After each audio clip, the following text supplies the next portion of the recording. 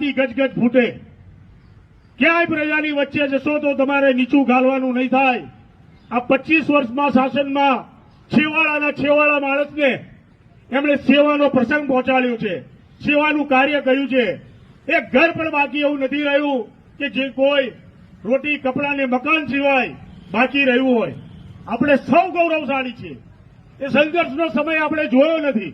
તમે બધા નસીબવાળા છો કે જ્યારે એક કાઉન્સિલર ઉભો રાખવો હોય તો એને ઘેર જવું પડે, એને મનાવવો પડે, અને જ્યારે પરિણામ આવે ત્યારે આપણી ડિપોઝિટ બચી હોય તો અમે બધા જાણે સીટ જીત્યા હોય એટલો ઉમંગ અમને આવતો.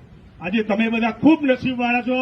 ત્યારે ભારતીય જનતા પાર્ટીના ઉમેદવાર થવાનું જે લોકોને ગૌરવ મળ્યું છે તેમને ખૂબ ખૂબ શુભકામનાઓ પાઠવું છું. આપણે સાથે મળીને આજે ગોરધનભાઈ સાહેબને એક વચન આપવાનું છે કે સાહેબ અમે 52 માંથી 52 સીટ જીતવાના છીએ. એક તમારે અમને કહેવાનું છે અને તમારે આજે સંકલ્પ કરવાનો છે કે ભારતીય જનતા પાર્ટીએ અમારી ઉપર જે વિશ્વાસ મૂક્યો છે